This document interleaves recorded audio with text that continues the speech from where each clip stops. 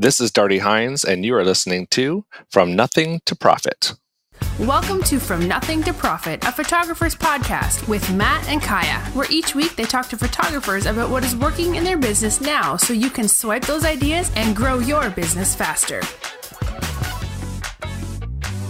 Welcome, everybody. We are so excited today to be interviewing Darty Hines. And Darty Hines is the co-owner of the Senior Portrait Conference SYNC, which is, what is it? Senior and Youth National Conference was the original plan. Okay, so SYNC, and it was originally Senior and Youth National Conference. And it is actually right now my favorite conference to go to every year. I love photographing high school seniors and spending time with photographers that have been in it for a while or are new, but they're very committed to their photography business. And Darty and his wife, Michelle, run that. He has social and media marketing expertise with his multiple businesses, and he lives in Pennsylvania. And I know Darty from when he won the Senior Photographer of the Year nationally. I don't know how many years ago that was, but I was very impressed with him. And actually, I just thought of this. My first class that I ever attended for photographers, Darty, you were there, and I wasn't even a photographer yet at the time. That's so funny. So let me tell my story right there. Okay, sorry. Okay, Matt, you go. So the first class I ever attended in the industry was Darty and Colleen's 3-day jumpstart class before imaging, like 11 years ago. So we'd just gotten into the industry. We were in there maybe like 3 months and using like our startup money to figure out what we were doing. And we were like, well, we need to go to imaging. And I was like, well, we should do these pre-con classes so we can go there as long as possible. And so I signed up for 3 days with you guys. And you were the first, you were the fundamental building block of our business. Cause like you set us on a course in those 3 days to do what we're doing now, which is really cool. Well, man, this is a great way to start off my week. Thanks to both of you guys. This is awesome. It's funny because I was online, big surprise, I was online. I was online on like about a week or so ago, and somebody tagged me in a post. They were talking about education. And somebody actually said the words that I changed their life forever. And I was just like, you don't really know what kind of impact you have on people when you're speaking, when you're running educational events and you're doing, presentations and things like that. Like you really, you got to really be careful what you say from a main stage because you are really impacting people's lives and they're making changes in their businesses that really could impact their life forever, good or bad. Yeah, that's the truth. Crazy. Yeah. So, Darty, what we want to know from you after we've buttered you up like that is tell us from your vantage point, what is your area of expertise or what are you known for? Well, I think I'm known for two things. If we go back a few years, I've been in this industry for about 25 years. So I've, kind of seen it all. I've seen film to digital to iPhones, so kind of been around for a long time. So I think if we go back a few years, if we go back maybe 15 years, I think I was known for the guy that did all the really cool sets with the high school seniors. We built really elaborate scenes inside of a studio to do our high school senior photography on. So I think at that point I was known for that. And then I would say in more recent years, I've kind of switched my focus when it comes to what we're doing educationally. I spoke last year at Imaging USA, and I've been doing some state conventions recently, and I've been doing more social media marketing, which is, when I talked just a few seconds ago about the girl who tagged me in a post on Facebook, that's exactly what she said. She goes, I put in place some of the things that you talked about marketing that really changed my business. I think I prefer to be known that way because because that's really what I love. I love social media. I love marketing. I mean, those are like two of my favorite things to kind of teach about. So I would say that's currently where my expertise is social media marketing. I forgot you and I just taught a class on social media marketing together. Yeah, exactly. It was a quick little one, but yeah, that's exciting. Yeah, okay. Fun.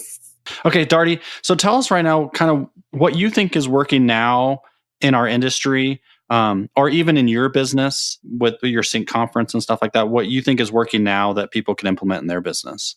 Yeah, I think I'm going to talk a little bit more general because if you know me or know what I'm doing recently, I'm not really doing photography full time at this point. I've kind of stepped back from that a little bit.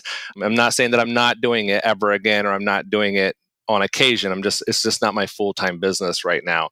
So I think for me, as we do this podcast today, I want to talk a little bit more. It's going to be more about small business with photography in mind, obviously, because like I've said, I've been doing it for 25 years. So kind of what's working right now for us is really sounds kind of simple, but really just listening to our clients. I think that for business owners, we're really quick to jump in on a trend without really checking in with our clients sometimes and asking them, is this a direction that you would like us to go? It's not that you have to follow it's not that you're going to say, okay, well, that client said no, so I'm not going to do that. That's not what I'm saying. I'm just saying we need to learn to listen to what they want. I see this a lot where people are saying, well, my clients don't want prints. And a lot of times, one of the things I want to ask them is like, did you ask your clients if they want prints? My client only wants digital. Did they tell you they only want digital? Or have you not educated them to understand what you can do for them as the expertise in your business? A lot of times I think we forget that our clients have hired us because we're the experts at something. And so it's our job to make sure that as the expert, we're leading them in the direction that we want our clients to go, and B, we're leading them towards our, for sales, because the bottom line is we're still trying to get sales from things. So a lot of times we just need to learn to listen a little bit more. Even with Sync, we do surveys at the end of the show, and all the attendees can give their opinions on things, and I can't do anything that your bed was lumpy at the resort. That I can't do anything about. But I can do something about the fact that maybe the print competition, the shipping is really expensive and it costs a lot to do prints and things like that. So I can make changes that the majority of people are asking for, and that's what we're looking for. We're looking for golden nuggets from when you listen to your clients. You're looking for golden nuggets that will help you create a better experience for them in the long run. That's great. That makes complete sense. And I think some of the best years or quarters in our business is when we had really good clients that gave us feedback. And so what that tells me is like, okay, if I got really good feedback and that made me a better photographer for, from that point on, I should probably just seek out that advice, because not everybody is the personality that's just going to hand it to you. Correct. So how? Yeah, and I think, go ahead, Kaya. Well, you guys send out a survey after you do your event, and then you read through every response and then think through that, or how do you get the feedback that you're using? Yeah, I use SurveyMonkey. You can even use that as a small business owner. Like I use the paid version because we get, with the free version, you can get just you can do 100 responses for free. Like in other words, you can ask your questions and 100 people can reply to that survey and you can get that for free. If you get more than 100 responses, then you have to go to a paid version. I do a paid version because we always get more than 100 people that respond. And I honestly literally read every single survey that comes in. So if 400 surveys come in, I will read all 400 of them. I'm going to be completely honest.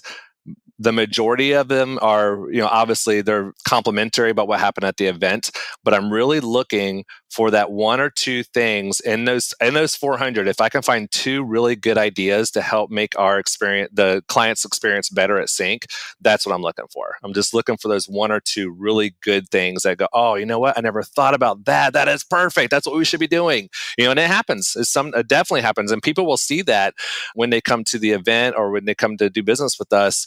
They'll see that suggestion that they've made implemented. And there's been times even from the stage I've said, you know what?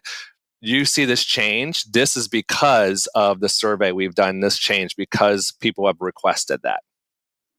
That's really smart. Okay, so real quick, just while we're on this subject, so there's some of our listeners are not going to know exactly what Sync is. I mean, we introduced it, but basically, it's a big conference, not a giant conference, but a really healthy sized conference. But So it's like, I'm trying to describe it. So in Sandestin, Florida, and it's normally like February, March, right? Is when you guys shoot for. Yeah, we're always usually right around that last weekend of February. Sometimes, depending on how the year falls, we go into that first weekend in March. Like this for 2019, it'll be March 1 through 4.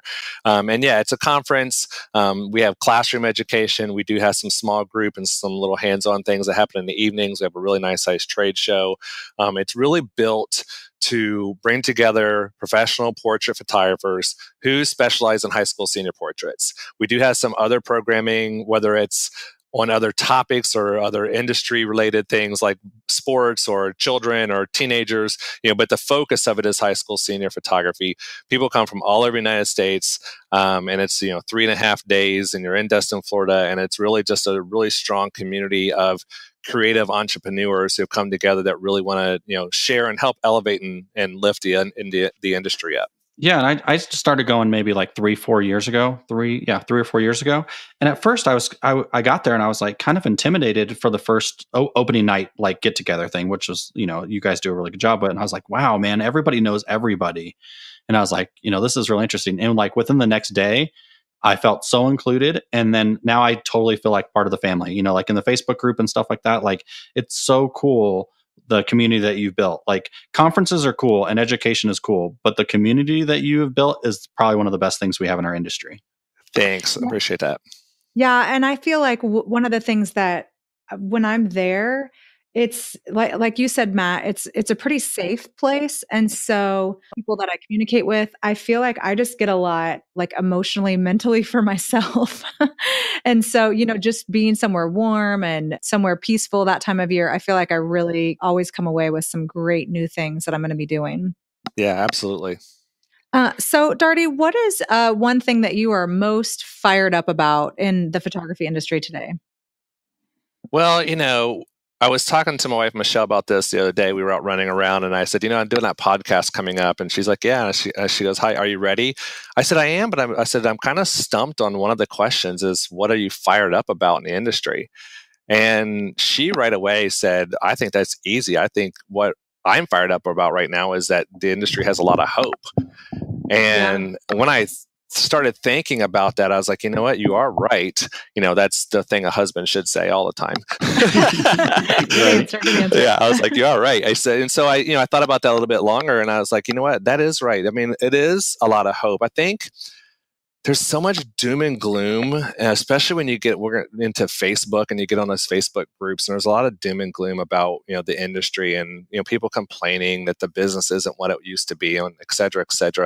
And you know what? You're right. It's not. I mean, the plain and honest truth is that the industry is not what it used to be. It's completely different. I think that, I think it was last year, Jason Williams was speaking, and he actually put that up on a screen. He said, the industry is not dead. The industry is just different. And it's such a simple, but kind of a profound statement because he's right. You got to start thinking a little bit different. And what I'm seeing, what bring me back to my thing that I'm fired up about is hope. I'm seeing that, especially in our community a little bit. The cool thing, I don't want it to be a Sync, advertisement, because that's definitely not what it is. But the cool thing about it is at Sync, I feel like there's not that doom and gloom. I feel like it's an uplifting thing, and I feel like that people do have hope. I mean, even I was talking to David Drum from H&H Color Lab, and he was kind of saying the same thing a couple years ago. He was just like, what, one of the things I really enjoy about being here is that there's not that doom and gloom. There is the people that are actually kind of uplifting each other and coming up with new ideas. And that's the thing too, right now, if you want to survive, and especially in the high school portrait industry, if you want to survive in the high school portrait industry, you've got to be a disruptor right now. You got to do something different. I think about my own social media habits, and I scroll down through Instagram, I am like, same picture, same picture, same picture, same picture. It's like, I just feel like it's the same stuff over and over. And every once in a while, you see something completely different and you stop and you take notice of that. And I think for me, when I stop, it's usually because it's not the same girl laying in, a fall leaves with natural light. It's something not that Hey, there's nothing wrong. There's nothing wrong with that. Don't, but it's Just kidding. different. You know what I'm saying? It's different. I mean, it's because somebody has done something that I hadn't seen, and that's what makes me stop. And I do think that clients are looking for that right now. Clients are looking for the high school, when we talk about high school seniors, they're definitely looking for something that their friends did not get. I mean, yeah, they're going to go to a photographer because their friends probably went and they saw they talked about the experience they had. But when they come to that photographer, they're still looking for a unique image that's just for them. It's something that's completely different just for them. Well, I think that's always been true in some aspects, because that's one reason I think you when you were at Colleen and Company that you built sets every year that were different, is because you knew every year it had to be different. It had to, be unique. And you guys had a lot of business, so those sets got used a lot. But I think you tapped in. The other thing that you taught me early in my career that I'll never forget is every year with your marketing, you did a different theme, so one year you had like destination and stuff like that. And I just think that differentness is so important, but even more so now because we're consuming so much that like things can go boring even faster in our mind. Oh yeah, absolutely. And I still do that. I mean, even with we have themes for sync still. I mean, it's like every year there's kind of a consistent overview of like the theme for this year is, what makes you uniquely you. And the opening night's going to talk about that. And then even some of the speakers are going to talk about that in their presentation, some of the things that make them unique. That's kind of, I do believe that. I believe that when you look at large companies, a lot of times it's usually seasonal, but they'll do kind of a consistent theme in their marketing throughout like a season. And so I kind of always have followed outside of industry people when it comes to my marketing. So, Target's a good example because they're so amazing at what they do. When you look at Target, you can see them kind of running maybe some sort of theme or some sort of campaign for a short period of time. And all their commercials will kind of have like a similar kind of a feel, and their ads will have a similar kind of feel. And we took, that philosophy and we did the same thing with marketing campaigns with high school seniors trying to get the business into the studio, is that we would run a campaign that had a similar theme throughout multiple months. And that was back when we were doing heavy direct mail. But even now, if I was doing it now, my Facebook cover picture would be changed, my Instagram would look different. Like, you can still do a theme for your high school seniors or a theme for your marketing every year, and you're just changing it up a little bit. Maybe you're not doing direct mail, but you can still do it on your pricing catalogs. You can still do it on your social media. There's other ways of doing that. Tell us, I know you went to photography school. So was there anything that was holding you back from being a professional photographer? Not really. I mean, quite honestly, I went from delivering pizza in college to working as a full-time photographer. I had a really great background. I mean, when my very first job was with a photographer in New Philadelphia, Ohio, and taught like traditional lighting with the old master's background. And so I kind of had a really good foundation, even from going to school in Dayton, Ohio, at Ohio Institute of Photography, had a great foundation. So I really went into it with not really anything holding me back, because I really became a professional photographer like right away. Now, yeah, you didn't have to build a business or correct. Change from a different. Yeah. Okay. But if we switch that question just a little bit, sorry. Yeah. And you said, what would hold you back when I decided to go full time with sync? I can answer that question, and that was simply just fear. I think you'll understand this, Kaya, because event business is very, very risky. I think a lot of people go, "Oh, I want to start a conference or a workshop or something like that," but guess what? It's a risky business. You've got to have people there. There's contracts you're signing. I mean, it's not an easy thing to do. And when you think, hey, I'm going to lose a steady every week paycheck at a steady job to do something that's very, very high risk, fear will take a big part of that out of, and really start taking a chunk of your, confidence for sure. So, it was not an easy decision, but it's definitely something that, fear was probably holding me back at that time. Yeah. So I know you mentioned the event business. My family had a photography event business, and we would have to sign a contract for, $50,000 or $100,000 at the beginning of the year. And then the beginning of the next year is when we would do the event and hopefully make that money back. So it's very different than a photography business. And how did you overcome that fear? Oh, that's a great question. For that. Yeah, I'm not prepared for that question, but I can answer that. I mean, I think overcoming it, a lot of it was just kind of praying a lot, honestly. Yeah. There's that. And there's also the fact that planning out in advance what you're going to do. I mean, my business is no different than any photography studio. I mean, I still have to have a marketing plan in place. We've got a huge calendar on our wall that we have systems in place and processes in place and marketing ideas in place. So we know that when it hits Black Friday, that's coming up, that we have these sales going on. And when we get to December 1st, I need to know that I have this many people booked for the event. It's no different than you need to have that many sessions to pay the bills to make sure that you're going to have enough money to eat. So it's really a lot of it is just planning and making sure that what you've got and set in place is actually going to pay the bills that you have coming in. Yeah. So you beat the fear with planning or prayer, planning, and consistently following your plan. And processes. Processes. Very good. See, we could have done 3 Ps right there. For sure. Awesome. So tell me the best advice that you've ever received, Darty. Oh boy, this is another tough one. Okay, I got 2. I'm going to do the first one is photography related, and that was from Rachel Martin. And she said years ago, the next person who speaks loses. And I always love that statement. And because when you just think about yourself, when you're doing a sales appointment and you say something like, my wall portrait is $450. My wall portrait is $450. And then she always said, you just shut up at that point. Like, you don't talk again, because the next person who talks is going to lose. Because if you're the next person that talks, probably what's going to come out of your mouth, because you're probably not confident enough in sales to do it correctly, is you're probably going to start making excuses of why your print is $450. So you're going to start, kind of degrading really the value of what your artwork is by starting to make excuses to the client, which gives them that door to stick their foot in that door and start asking for discounts, or start to second guess themselves, or start to, decide, oh, I don't want that size, I want this size. So I think that piece of advice, I still use that, especially, Kaya just talked about contracts a little bit. Even with contracts, I mean, sometimes you say, I can't afford that, but I can afford this. And I just shut up and wait. Because, the next person who talks loses. That's kind of always stuck into my head.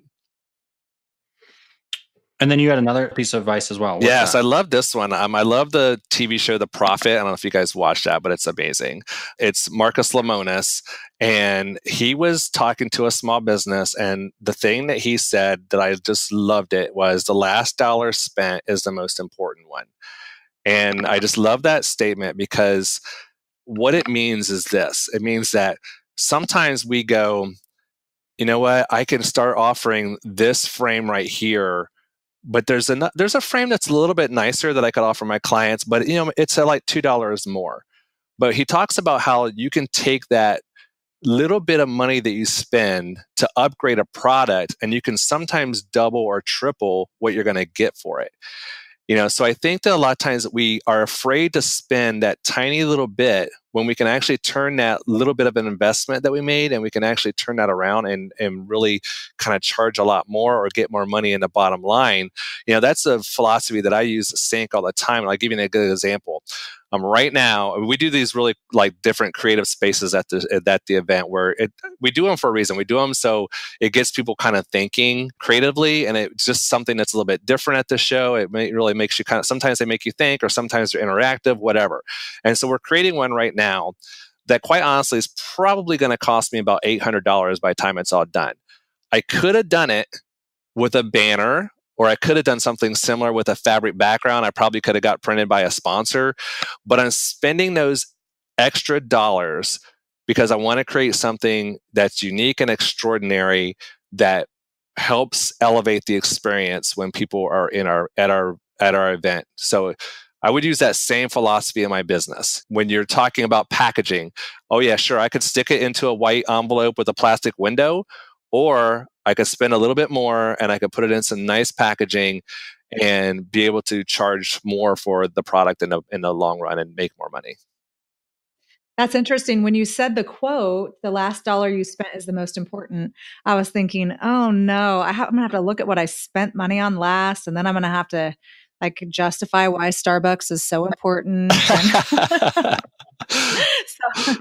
that I feel better about that, Darty. You're saying that when you invest in it, you can get the return on your investment. Correct. Yeah, exactly. Starbucks doesn't count, I'm guessing. No. So what is one of your personal habits that you think contributes to your success? Right now, I feel like personal habits for me, right now, I'm trying my best to not get on Facebook right away. In the morning. In the morning, because it's a very, very distracting place, as we all know. Now, a lot of my business is on Facebook, is on social media, so I do have to be there. But a couple things that I've done to kind of get away from the distraction, being distracted on Facebook. One thing is on my browser window, I have tabs or bookmarks for my groups, so I don't go to the timeline, because when you go to Facebook's main page, when you go to their main page, you get very distracted because all of a sudden you see something that somebody posts and you're like, oh, that's really cool, and then it links you to something else, and by 2 hours later, you haven't done anything you were supposed to be doing. So I've definitely have made bookmarks for all the places I need to be so I don't get distracted by the timeline. It's very rare that I'm on a timeline. If I'm on a timeline, it's probably because now it's like 7:30 in the evening and I'm kind of chilling for the night, and and my work is done. I also use scheduling a lot. So Facebook has a built-in scheduler that I use all the time. A lot of times people might go, man, Darty's on Facebook all the time posting. Well, no, he's not. He's used a scheduler to do that for him so he can get stuff done. So I use that. And I just recently started looking into and started using for Instagram, I'm using a company called Later, Later. And it's for your Instagram scheduling. And I'm really liking it. I mean, I'm right now just doing the free version because I'm trying it out. But I'm liking that as well, because technically we have 3 different companies. And with our 3 different companies, they're all kind of, Instagram's a big place for them. And it's taking a lot of my time to do Instagram. So now I'm kind of carving out some time during the week to kind of post all those things at one time, using Later and using Facebook Scheduler to kind of do that work for me, and doing my best to do my devotions prior to getting on kind of any kind of social media in the mornings. Definitely trying to do that. That's great. And so when you're on social media, then you're doing you're posting, and then are you also responding to posts too? I am. I have a bad habit of, when I see a tag or I see a notification come in that Darty's been tagged in something, I feel like I have to go do it right that second. Well, no, you don't. So I'm trying, that is something I'm definitely working on, is not going in and answering that question or answering that statement, that right away. If it's a business question, if it comes through SyncRocks on my business page and it's, someone sent a message and it's a question about the event or how do I register or something like that, then I'm going to answer that pretty quickly. But if it's somebody that's posted a meme and they're trying to just get some things happening on Facebook, I'm going to let that sit. I don't think you need to go do that, take care of that right away. Let those fun things happen and worry more about the business. Get off social media. Social media is killer. So you mentioned Later. Do you have another internet resource that you would recommend to people, or is that the main one that you're really enjoying right now? That's what I'm enjoying right now. And let me tell you, I'll say this. It's not that I'm trying to hide I don't have tons of secrets. I really don't. But there's some things you don't need to share everybody. So there might be some other internet resources that we're using, but I'll say this. I look outside my industry for ideas and for inspiration a lot. And I've kind of, with Sync, we've kind of really been recently just kind of trying to build a community, and we've been doing some different things. And what I've been looking at recently is, how do large multi-campus churches, how are they running their social media, and how are they communicating with their people that they want to get into church? And I've been kind of following that, and I've snuck my way into some church Facebook groups that are for the people that do that do social media for churches, or do staging for churches, because a lot of churches now are doing elaborate stages and they're changing them every 6 weeks, and that kind of stuff interests me. So I'm kind of sneaking my way into some Facebook groups that maybe it's not what I do as a living, but I still want to kind of pay attention to what some other people are doing to kind of apply that towards my business. And so I think that, I guess what I'm saying is that look outside the industry sometimes, because you go into those Facebook groups for photography, And man, it can be really depressing really quick because it's a lot of complaining, and and I am doing my best to avoid those kind of things. And I'm trying to put my resources in other areas, and I'm trying to do my best just to keep a positive outlook on everything that I'm doing right now, and trying not to let all the doom and gloom of either the industry or just the world in general. I mean, it's kind of a nasty place out there right now. And, and you can get sucked into that so quickly. And when you're sucked into that, you're not working on your business and you're not feeding your family. You're not supporting your family. So I'm trying not to do that. Well, and I think the other thing that you're doing a good job of too is like you are the positive voice for the industry as well. So not only are you trying to be positive just for your own well-being, but it's really nice and refreshing to have you and Michelle, with your positive stuff on the internet too, because it is a differentiator for yourself for sure. Well, I appreciate that. Now, Darty, since my husband Andy's a pastor, maybe he can sneak in on those Facebook groups with you. I'll send him some links.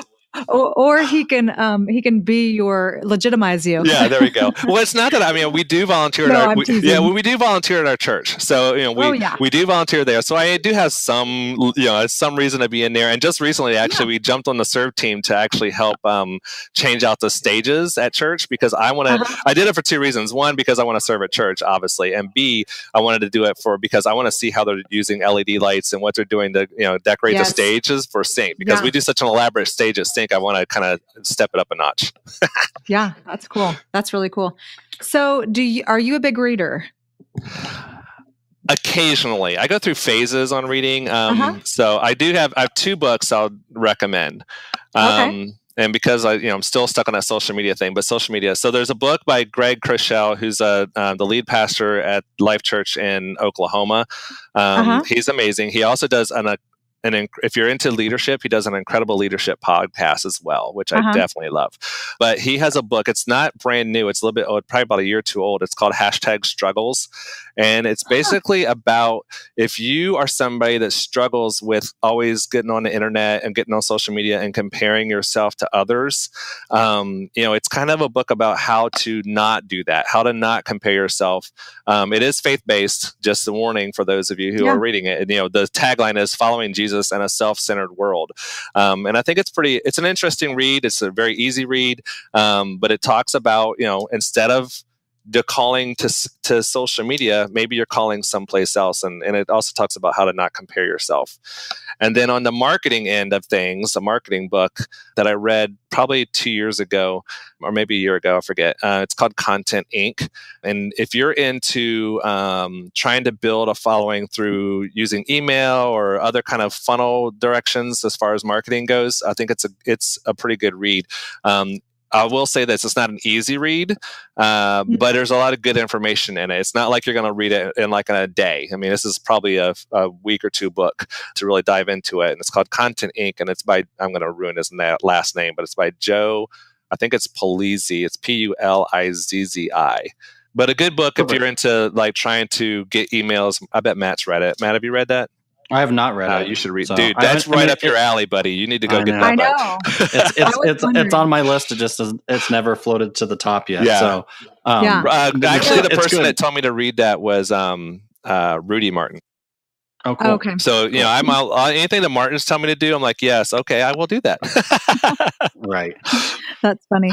It's interesting about that #struggle. I was sitting here maybe a month ago, and I was talking to a photographer friend, and they said, how do you do it? How do you not just look at what everyone else is doing and see how many likes and whatever everyone else, what's happening, and how do you not compare yourself to them? Do you do that, or how do you not? And right then I was listening on Spotify to this song. It's a Christian song, and it says, I am who you say I am.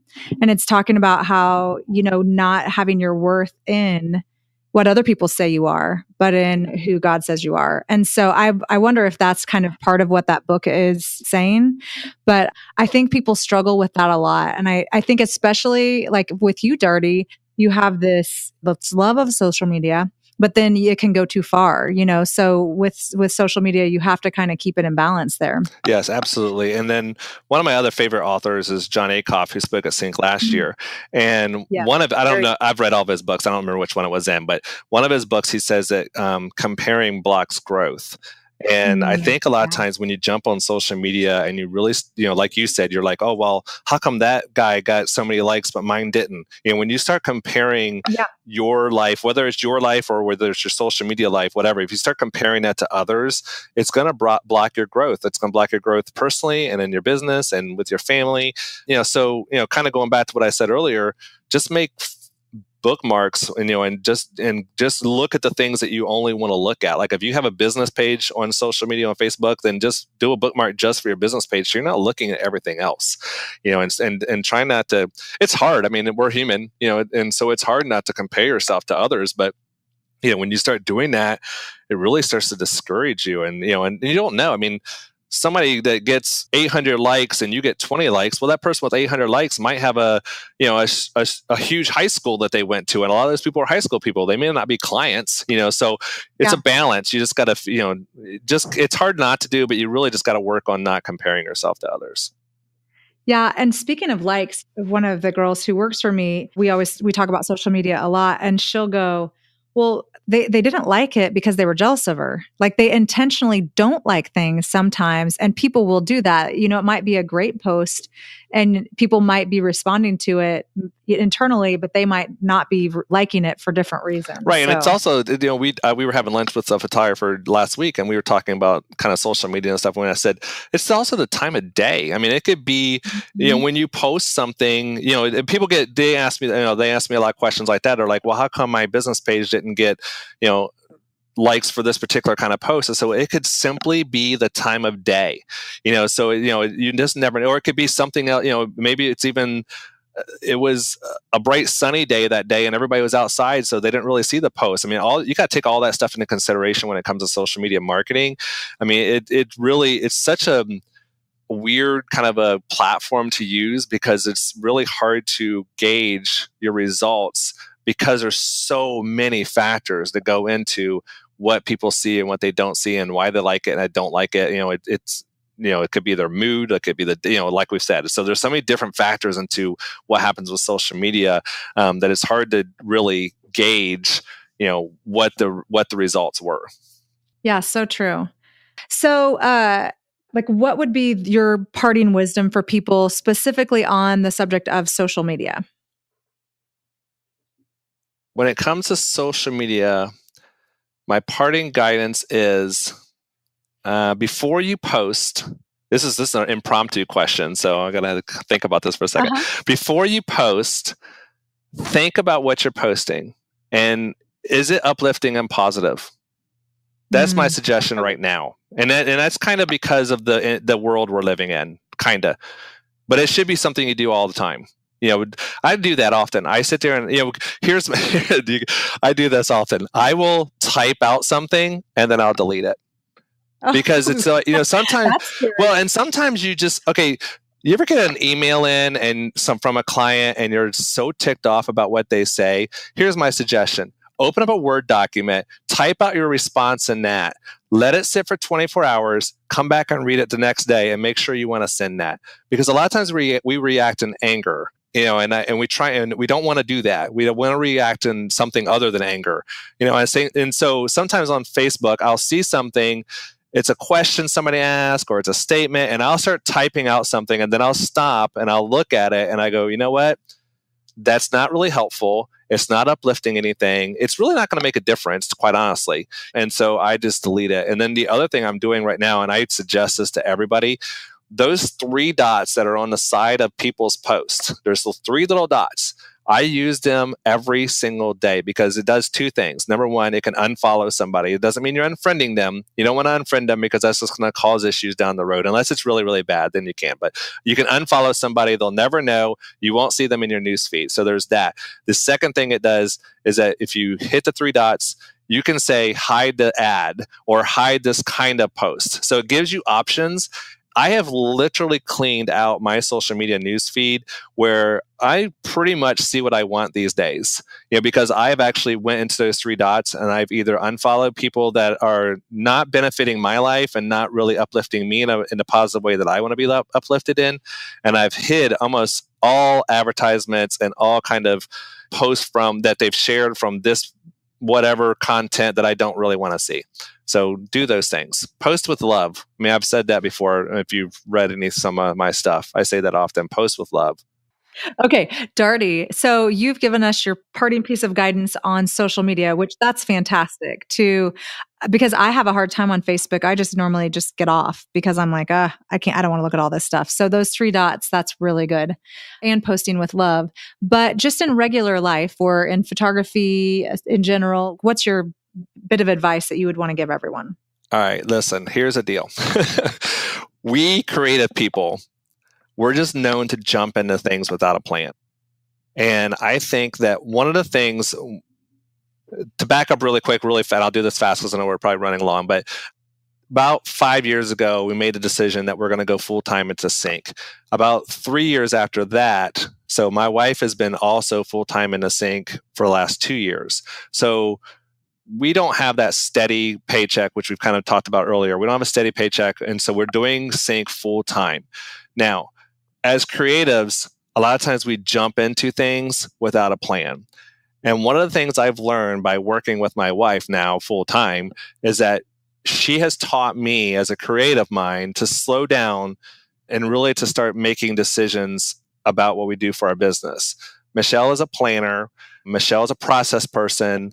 Michelle's the one that does, like, if you register for Sync and you've got to sign off on all those little click buttons because there's no refunds, et cetera, et cetera. So all those kind of things, she does those things. Now, as a creative person, that kind of drives me nuts sometimes. But when there's an issue or there's a problem down the road, we have a policy to fall back on, and I appreciate the fact that now we have that. So I think as creative entrepreneurs, we've got to really realize that we're quick to jump into something without having a plan. Now, I'll give you a really good example of this, and then we can wrap it up. We had an idea for our second event, Sync Sports. We had that idea way back in 2013.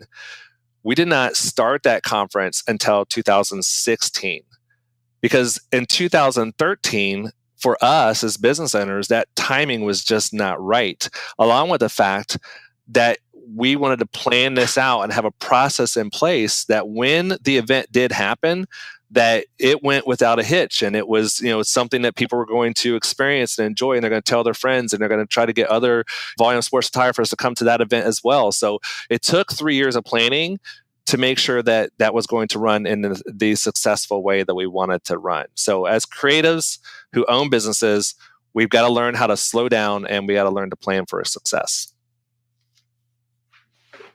That's really, really, really good advice. Yeah, I didn't realize that Sync Sports was in the works for so long because it just felt so natural. But that makes sense. You made a plan and made it feel natural, and that's really good. I like that a lot. All right. Well, yeah. Let's definitely wrap up there because I think there's many, many nuggets from this interview for sure. So, thanks so much, Darty, for being on the show today. I mean, it obviously means a lot to Kai and I, and you were at the top of the list of people we wanted on the show. And I just want to say thank you for everything you've done for the industry and you've done for Allison and I. I don't know if you'll ever realize how big of a part of our lives you are. And for that, thank you so much for everything you do. Well, thank you guys. Thank you both. You guys as well, we'll compliment each other here at the end because, even Kaya's work has always been inspiring to me. I love the photography. We talked a little bit about, just kind of standing out in this crowd. And I believe, Kaya, your work does that. I mean, when you're scrolling through social media, I know that it's a Kaya Bondra image. I mean, that's a given.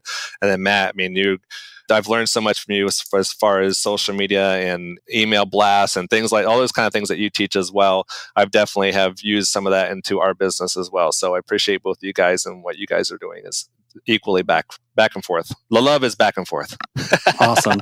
All right, guys. Well, check out the resources that we'll put in the show notes for Darty. Definitely check out Sync. I'll be there this year doing some roundtable discussions, and Kaya's there quite a bit. I know she was there last year for sure. So check it out. It's totally worth it. Going to Florida in February, March is the best time to go.